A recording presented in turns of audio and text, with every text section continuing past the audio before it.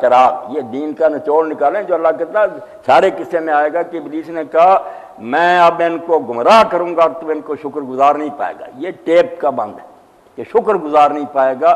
دین سارا کیا ہے؟ قم من الشاکرین، کہ ہر وقت شکر گزار رہو کہ ہمیں جو کچھ ملا یہ نہ ہماری کوئی قابلیت ہے نہ ہمارا اللہ نے کوئی قرض دینا تھا، اگر کسی کو زیادہ دیا تو اس کی مہربانی ہے، جب چاہے چھین لے. جس کو یہ اپنا فقر اور اپنی یہ محتاجی یاد رہتی وہ کرتا نہیں. اسی کا نمونہ اللہ تعالیٰ نے نماز رکھ دی کہ آ کر ہاتھ باندھو، رکوع میں جھک جاؤ، پھر زمین پر گر جاؤ، تاکہ تمہیں یاد رہے کہ تم اللہ کے حقیر بندے ہو. جو بھی انعامات نہیں اس کی مہربانی ہے، ورنہ تم اس کے سامنے اکڑنے کا کوئی حق نہیں رکھتے. اس لیے یہ نیاز فارسی میں ترجمہ کرتے ہیں عاجزی کرنا، اور دوسری طرف ہے شکرانہ. دو مقصد ہے نماز کے کہ آدمی اس نیت سے کھڑا ہو کہ میں اللہ کے سامنے بے بس ہوں، اس لیے مجھے اپنی عاجزی ظاہر کرنی چاہیے. ایسی علامتیں ہونی چاہیے جس سے مجھے یاد رہے کہ یہی حقیقت ہے نا تمہاری کہ ہاتھ باندھ کر کھڑے ہو، اب جھک گئے اور زمین پر گر گئے. سجدے کو اسی لیے اللہ کے رسول نے فرمایا سب سے قریب بندہ رب کے یہ دو چیزیں اگر ہوں گی تو نماز کا لطف آئے گا، کہ جب تم اٹھے ہو اس وقت اپنی فقر و احتیاج کا احساس ہے کہ اللہ کے ہم فقیر اور محتاج بندے، اور یہ بھی تمہیں یاد ہے کہ جو کچھ تمہیں ملا یہ چھینا بھی جا سکتا ہے، یہ اس کا محض انعام ہے. احسان مانو، شکر اور اظہار ہے فقر. تو ابلیس نے کہا شکر گزار نہیں پائے گا. تو اللہ تعالیٰ نے اس وقت آدم علیہ السلام کو خبردار کیا کہ اب تمہاری اور اس کی علانیہ دشمنی شروع ہو گئی، یہ تمہارا دشمن ہو گیا. اس کو جب میں نے کہا کہ دفع ہو جا یہاں سے تو اس نے اعلان کیا، وہ سورہ اعراف میں آتا کہ اب تو نے مجھے چونکہ مردود قرار دے دیا، اب مہلت دے کہ میں اس کی اولاد سے بدلا لوں. اور سورہ بنی اسرائیل میں آتا کہ اتنے سخت لفظ ظالم اندھا ہو گیا دشمنی میں، لاحتہ نے کرنا ضروریت. احتناق کیا کہ جیسے ٹڈی دل آتا اور فصلوں کو چاٹ جاتا، کوئی پتہ نہیں چھوڑتی وہ ٹڈی. فرمایا اب میں اس طرح اس کی نسل کو چاٹ جاؤں گا، اب میں انسانوں کو چھوڑوں گا نہیں، ان کے منہ میں لگام دوں گا اور دوزخ میں لے جا کر چھوڑوں گا. آگے سے پیچھے سے دائیں بائیں سے حملہ کروں گا، میں ڈاکو بن گیا. تو اللہ نے کہا کوئی پرواہ نہیں، جتنے تیرے ساتھ شامل ہوں گے سب کو میں جہنم میں بھر دوں گا، میرا کیا بگڑے، سوائے چند نیک لوگوں کے جو بچیں گے میرے لیے وہی کافی. نیکوں کی تھوڑی سی تعداد بڑی ہے، جو زیادہ ہوں گے تباہ ہو جائیں گے. تو یہاں اللہ تعالیٰ نے پھر کہا کہ اے آدم اب تو اور تیری بیوی باغ میں داخل ہو جاؤ، کھاؤ پیو کھلا، اس درخت کے قریب نہ جانا ورنہ اپنا نقصان کر لو.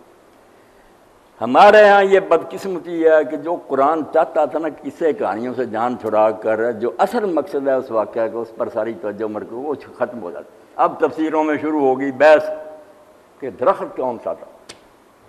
اب پلے کسی کے کچھ نہیں تھا، نہ اللہ نے بتایا تھا نہ رسول نے، کیا پتہ چلنا. کوئی گندم کے پیچھے پڑ گیا، کسی نے کہا انگور تھا، کسی نے کہا زیتون تھا، کوئی کہتا انجیر تھی. جتنے منہ اتنی باتیں، تفسیریں بڑی بڑی. اور آخر بات وہی جو امام ابن جریر ابن کثیر نے کہی کہ یار درخت کا اگر بتانا کوئی فائدہ مند ہوتا تو اللہ رسول اللہ بتا دیتے. اور جنت میں کوئی درخت برا تو ہو ہی نہیں سکتی، درخت میں کیا خرابی تھی وہ، جنت میں کوئی درخت ہوتا. اور کیوں تمہاری عقل کام نہیں کرتی. اصل میں اللہ تعالیٰ نے جب یہ سارا مار کا گرم ہو گیا، ابلیس دشمن ہو گیا، اولاد آدم تھی، اب زمین پر آنا تھا. پیدا تو زمین کے لیے ہوا تھا، پہلے کیا دیا تھا کہ زمین میں خلیفہ بنانے والا آنا تو یہی تھا. مگر جیسے اصل منصب پر آنے سے پہلے افسروں کی ٹریننگ ہوتی ہے، ریہرسل ہوتا ہے، اسی طرح اللہ نے جنت میں رکھ کر جو کچھ اس دنیا میں ہونا تھا نا وہ نمونہ دکھا دیا کہ کیا حالات پیش آئیں. یہ سمجھو وہاں ٹریننگ ہو رہی تھی. اب ٹریننگ کیا، دین کا مزاج سمجھیں، جو جنت میں تھا وہی دنیا میں. شریعت کیا، جیسے وہاں تھا نا کہ سارے درخت چھٹی ہے جہاں سے جی چاہو، صرف اس درخت کے قریب نہ جانا. امتحان کے لیے درخت نہیں برا تھا، آزمائش. یہ حکم ماننا جو ہے تمہارے لیے ضروری ہے، اس کی نافرمانی نہ کرنا. دنیا میں بھی اسلام میں جو ہر شے کو کہتے ہیں نا یہ حرام ہے یہ حرام ہے یہ حرام، یا کہتے ہیں مولوی صاحب بتاؤ کہاں حلال لکھا، بالکل جھوٹے. جیسے جنت میں تھا کہ جو جی چاہے کھاؤ، یہی دین کہتا ہے کہ زمین میں جو کچھ پیدا کیا رب نے خلق لکم ما فی الارض، یہ جنت ہے تمہاری، سب کچھ تمہارے لیے بنا ہے. مگر جیسے ایک درخت نشان دے دیا تو اس لیے چند چیزیں، زیادہ نہیں، چند چیزیں جن کو کہہ دیا یہ حرام. جو وہاں ہوا وہی یہاں کہ ساری چھٹی ہے. آپ فروٹ کھائیں، شربت پئیں، انگنت ہے. دو چار چیزیں نا، شراب نہ پیو، یہ بھاگتا ہے آدم اسی درخت کی طرف. باقی اتنے کھانے ہیں، دودھ ہیں، شربت ہیں، سب ٹھیک ہے، جوس پیو، کھاؤ پیو جو چیز، صرف اس درخت کے قریب نہ جاؤ، تمہارا نقصان ہوگا. تو شریعت کا مزاج بھی آپ اپنے ذہن میں بٹھائیں، حلال ڈھونڈنے کے لیے کوئی ضرورت نہیں، جو کہ بھینس کا دکھاؤ فلانے کا کوئی نہیں، سب حلال ہے ہمارے لیے، یہ سب کچھ پیدا جو کہتا حرام ہے وہ ڈھونڈ کر بتایا کہ آقا نے اگر کہا کہ اس درخت کے پاس نہ جانا وہ دکھاؤ، حرام کی دلیل کی ضرورت ہے۔ یہ مسئلہ یاد رکھیں کہ چیزیں سب حلال ہیں سوائے جن کے بارے میں مل جائے کہ یہ اللہ رسول نے حرام کیا، ورنہ حرام کرنے کا کسی کو حق نہیں۔ اللہ کہتا جو کچھ زمین میں سب تمہارے لیے کھاؤ پیو سوائے اس درخت کی طرح چند چیزوں کے کہ اس کے پاس نہ جانا، تو امتحان کے لیے، ورنہ درخت میں کوئی خرابی نہیں تھی، ٹیسٹ ہو رہا تھا اور بتایا جا رہا تھا انسان و حریص علی ما منع کہ تیرے اندر ایک خامی ہے کہ جس شے سے تجھے روکا جائے تو اس کی طرف بھاگتا ہے۔ بچے کو آپ جس چیز سے منع کریں گے وہ ادھر ضرور جائے گا، جس کو چھٹی دے رکھیں ادھر نہیں توجہ کرے گا۔ یہی خسرت ہے انسان کی جس کا بیان ہوا کہ کا سب ٹھیک ہے، کھاؤ پیو مزے سے جان، صرف اس درخت کے قریب نہ جانا ورنہ تمہارا نقصان ہوگا، تم اپنے آپ کو نہ محروم کر لو گے بہت سارے نفعوں سے۔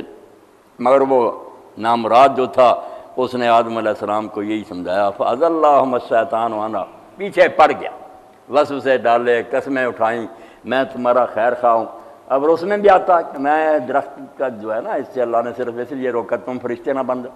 اب سارے علماء سے پوچھنا چاہیے نا کہ جب آدم فرشتوں سے افضل تھا، سجدہ تم اس طرح کہتے ہو کہ سجدہ اعلیٰ کو کیا، تو یہ لالچ کیا ہوا پھر کہ ابلیس نے کہا کہ تم فرشتے بن جاؤ؟ وہ کہتا ہے یار فرشتوں نے تو مجھے سجدہ کیا، میں اوپر سے نیچے آدم تنزلی قبول کروں؟ نہیں، آدم بھی سمجھتا تھا کہ مجھ سے بہتر ہے، اسی لیے اس لالچ میں آ گیا کہ میں فرشتہ بنوں، قرآن کے پیچھے چلو میں اپنی مرضی نہ کروں۔ مگر یہ بات غلط نکلی، فرشتہ کیا بننا تھا، پہلی عزت بھی جاتی رہی، جنت سے نکلنا پڑا۔ تو شیطان نے اس درخت کے بارے میں طرح طرح کے لالچ دے کر کے نفع اس میں ہمیشہ کے لیے آدمی زندہ ہو جاتا، مرتا نہیں، فرشتہ فَأَزَلَّهُمَ الشَّيْطَانُ عَنْهَا، اس درخت کے سبب سے آدم علیہ السلام کو اور حوا کو پھسلا دیا، بھول گئے۔ فَأَخْرَجَهُمَا مِمَّا كَانَ فِيهِ، اور جس عیش و آرام کی زندگی میں تھے، عزت سے جنت، اس سے اس نے نکال دیا، ختم ہو گیا وہ قصہ۔ وَقُلْنَا اهْبِطُوا، ہم نے کہا اتر جاؤ یہاں سے، بعضکم لبعض عدو، اب یہ میدان جنگ بن گیا آدمی، یہ اور اس کی نسل تمہاری دشمن ہوں گی، یہ جہنم لے جانے کی کوشش کرے گا، پیغمبر آئیں گے تمہیں ان کی باتوں کی وجہ سے جنت نصیب ہوگی مانو گے تو۔ وَلَكُمْ فِي الْأَرْضِ مُسْتَقَرٌّ وَمَتَاعٌ إِلَىٰ حِينٍ، اب جنت ملے گی دوبارہ، رکھا اسی جگہ اسی لیے تھا ٹیسٹ کے لیے کہ تمہیں بتایا جائے کہ انسان ہونے کی حیثیت سے اصل مقام تو تمہارا جنت ہی ہے، لائق تو اس کے ہی ہو تم جنت میں رہو، مگر جیسے نافرمانی سے نکل گئے ہو اسی طرح اگر نافرمانیاں کی تو یہ پھر نہیں نصیب ہوگی، اور اگر تم نے یہ دوبارہ گم گشتہ فردوس حاصل کرنی، ہاتھ سے گئی جنت، تو میرے حکم ماننا، دوبارہ یہاں آؤ گے پھر نہیں نکالے جاؤ گے۔ وَلَكُمْ فِي الْأَرْضِ مُسْتَقَرٌّ وَمَتَاعٌ إِلَىٰ حِينٍ، اب چلے جاؤ زمین میں رہو بسو گے، وہیں تمہارے کھانے پینے کا انتظام ہوگا۔ فَتَلَقَّىٰ آدَمُ مِن رَّبِّهِ كَلِمَاتٍ فَتَابَ عَلَيْهِ إِنَّهُ هُوَ التَّوَّابُ الرَّحِيمُ، یہیں ختم کروں گا۔ تو ایسے حکم ملنے پر آدم علیہ السلام نے اپنے رب سے کچھ کلمات سیکھے، ان کو پڑھا، اللہ تعالیٰ نے اس کی توبہ قبول کی، ہے یہ اللہ تعالیٰ بڑی توبہ قبول کرنے والا اور مہربان، رستہ کھول گیا کہ غلطی ہو جانے کا کوئی ڈر نہیں، اگر تم بعد میں توبہ کر لو گے تو اللہ تعالیٰ فضل و کرم فرمائے گا، مگر حکم دوبارہ ملا پھر کے زمین پر اتر جاؤ۔ یہی سوچنے کی بات تھی کہ پہلے حکم ملا اتر جاؤ، پھر درمیان میں توبہ کا ذکر آیا، ہم نے سارا قصہ ہی اٹھ دیا کہ مجرم ہو کر زمین پر آئے، یہاں پھر کئی مدعے روتے رہے۔ اللہ تو کہتا ہے دوبارہ حکم جو ملا اترنے کا وہ توبہ قبول کرنے کے بعد، توبہ تو وہاں ہی ہوگی، یہ کام گئے کہ ہم سے کیا ہوا، اور وہ کلمے بھی بتا دیے، ہم نے اپنی طرف سے گڑھ لی باتیں کہ عرش پر لکھا تھا حضور کا نام، اس کا واسطہ، اور قرآن خود بتاتا وہ کلمے کیا تھے، تمہاری کہانیوں کی کیا ضرورت۔ ربنا ظلمنا انفسنا وَإِن لَّمْ تَغْفِرْ لَنَا وَتَرْحَمْنَا لَنَكُونَنَّ مِنَ الْخَاسِرِينَ، اللہ ہم نے یہ کام کر کے اپنا بڑا نقصان کیا، جنت سے نکل گیا، تیری نگاہ میں مغضوب ٹھہرے، اگر تو بخشے گا نہیں اور رحم نہیں کرے گا تو ہم تو تباہ ہو جائیں گے، خسارے میں چلے جائیں گے۔ تو اللہ کہتا میں نے ان کی توبہ قبول کی، اور لفظ بھی قرآن کے کیسے پیارے کہ کلمے میں نے خود ان کے دل میں ڈالے، میں نے خود طریقہ سکھایا کہ اس طرح آپ کہو، فتاب علیہ